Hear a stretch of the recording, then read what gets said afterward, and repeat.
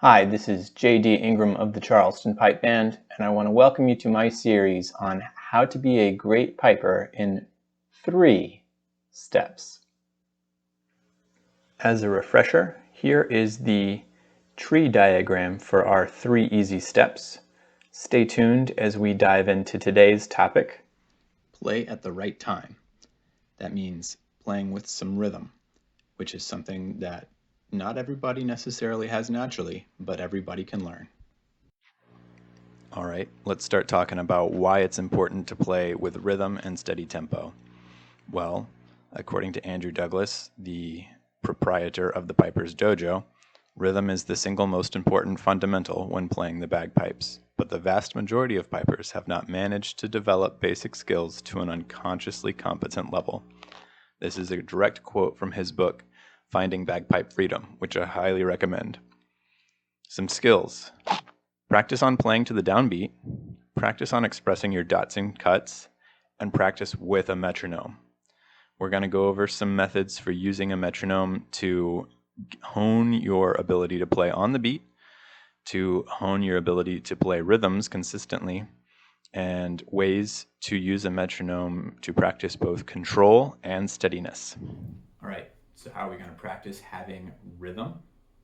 Well, start by putting away your practice chanter and just focus on the basic body movements. We're going to clap or we're going to march. The first thing would be being able to clap steady quarter notes, either with a metronome or with music. So you could take something like, here's a metronome at 60 beats a minute. If you don't have a metronome, you can Google it, or you can just listen to a clock for 60 beats a minute and clap along.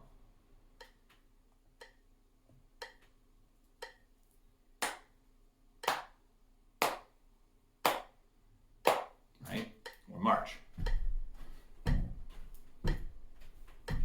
Right, moving your feet, getting that habit ingrained, doing it a lot because it takes a while to get ingrained if you're not familiar with it.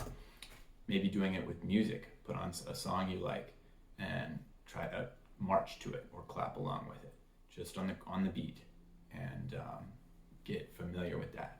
And listen to yourself and see if you can be really perfectly on the beat each time. If you're not sure, a great way to do it, and I actually tested myself this way and surprised myself with how difficult it was.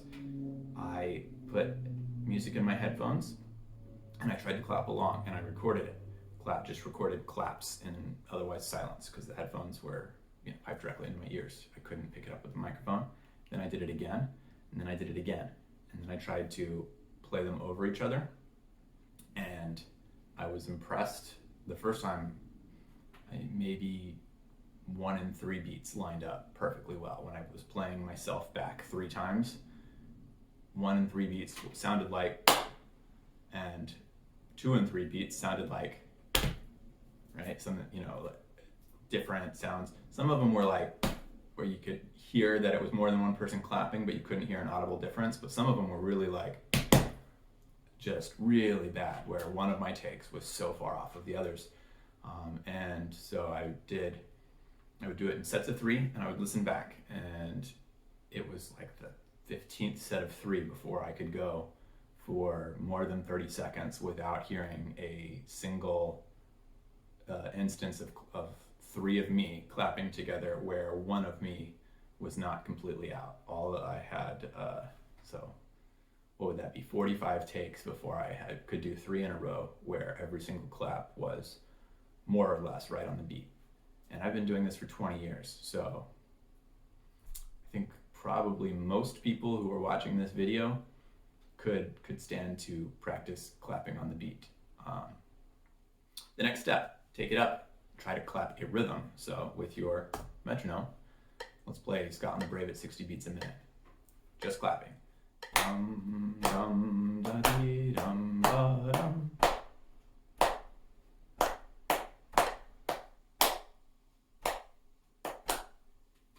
So on and so forth, right? You can test yourself the same way. Record yourself clapping. See if you can clap Scotland the Brave 2 or 3 times in a row and it sound like one person is clapping. I bet it will be difficult. Might be easier than just doing quarter notes, but it's worth testing. Then you can take that up a step to your practice chanter, but rather than playing an actual melody, just again tapping, but with your fingers in the right order. So we can do quarter notes again.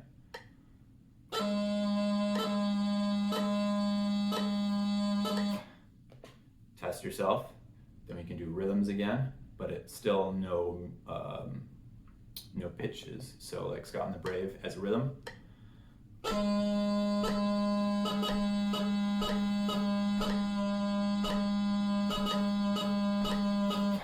Right? Test yourself again, then take it up, and you can slowly start adding in the music, the pitches. So the next step would be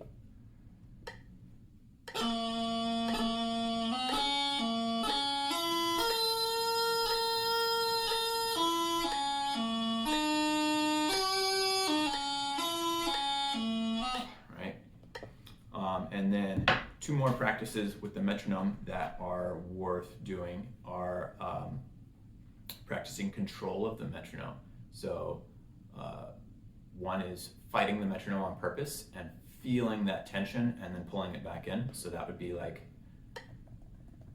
to try to do 4 on time, 4 early, 4 late, and then 4 on time.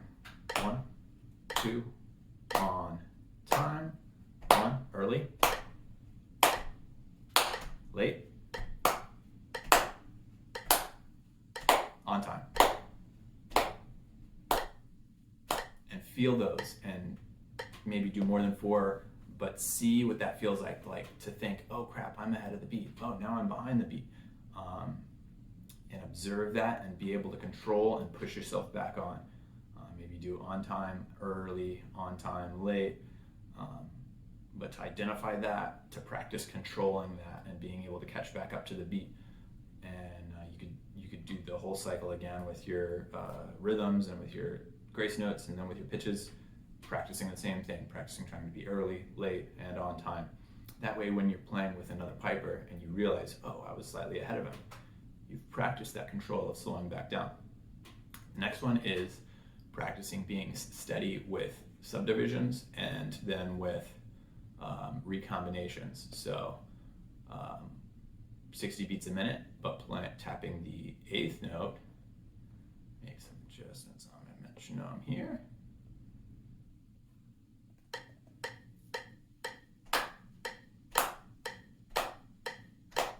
Right?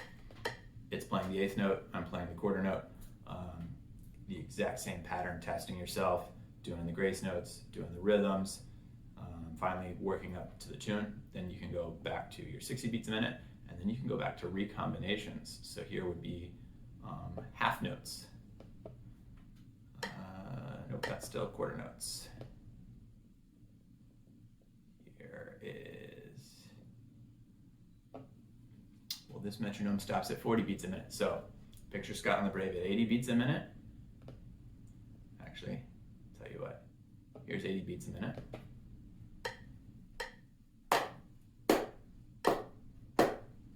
Right?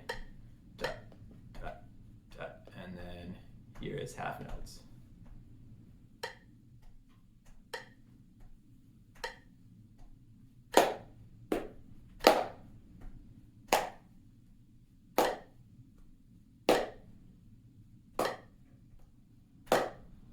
Clapping on the metronome, knowing that that's the half note. And if you've got a metronome that goes low enough, it'll go down to 20 beats a minute. You could practice your 80 beats a minute, but only getting a notification once every bar. See if you finish each bar at the same time and you're still on the beat. That'll help you test yourself if you're rushing or if you're dragging or whatever, or if your tendency is to do those things over time. So, metronome. Absolutely key to getting your internal clock working steady, practicing, testing yourself. The recording idea is great, especially if you got one that has the waveform so you can see visually. Oh yeah, like here's the 2 claps I can see in the waveform, so right next to each other, as opposed to one single waveform clap. And just practice, test yourself. This is a great opportunity to really drill into yourself, your fingers, your body, your feet. The idea of a steady rhythm, and a steady rhythm really does help set the groundwork for almost all other aspects of playing. So if you don't know where the beat is, you can't place your embellishments correctly, you maybe aren't moving your fingers at the right time, so you might have crossing noises, you might have poor musical expression, you might be out of tempo with your feet, which will make you look like you not know what you're doing. You might be out of tempo between your blowing and your squeezing exercise, so your tone is all over the place. It really does feed into the whole rest of our tree.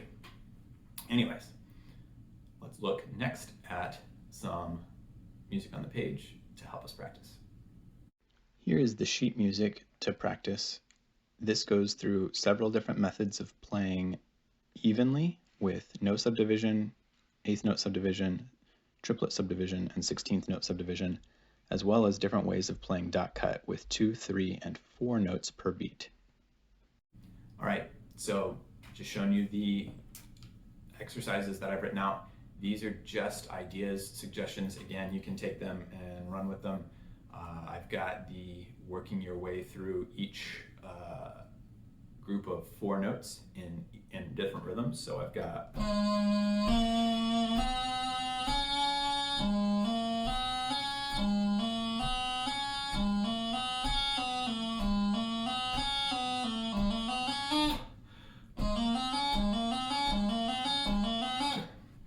that's all 4, of course, ignoring my mistake, all 4 subdivisions that you might possibly see in bagpipe music. We typically don't see anything other than when you're looking at even breakdowns, not dots and cuts, you don't see much other than quarter notes, dividing the beat in 2, dividing the beat in 3, or dividing the beat in 4. And then down at the bottom, I've got dots and cuts out. So we've got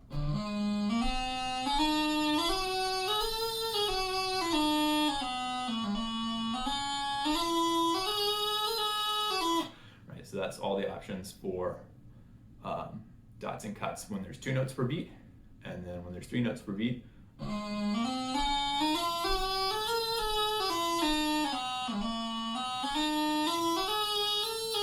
And I've just put it on the scale.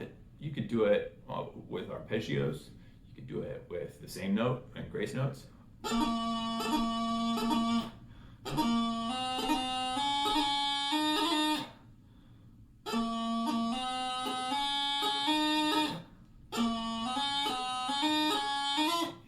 Any combination of notes, but knowing when there's 2 notes, your options are dot cut or cut dot. When there's 3 notes, it's going to typically be dot cut even or cut dot even. Very, very seldom will you see the last note not be an 8th note in a subdivision of 3 notes. And then with 16th notes, that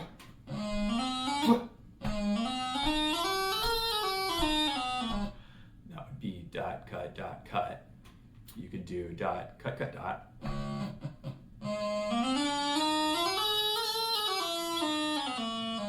you can do cut dot.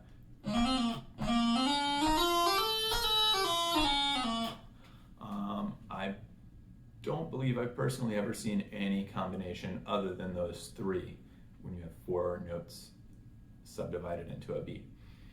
Again, putting it over the scale is just one way to practice. You could clap these, you could tap these on your fingers, you could put them over arpeggios, make it work for you, but these are all the rhythms that I really have ever seen in bagpipe music, or some combination. Obviously there's situations where you're playing a 2/4 or a 3/4 where you've got a 8th note and 2/16ths perhaps in a beat. But again, they're either going to be even or they're going to be one of your versions of dot cut and cut dot. And so as we've discussed earlier, knowing the possible options, being comfortable with all the possible options, it makes it a lot smoother when you're reading music. So work on it, and we will continue working through this adventure together. Thanks.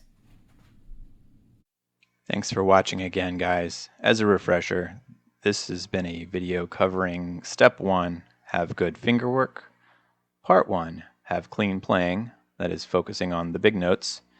Section 2, playing with rhythm, playing at the right time. Because if you don't have rhythm, you're not really making music. Have a good day, guys, and let me know if you have any questions.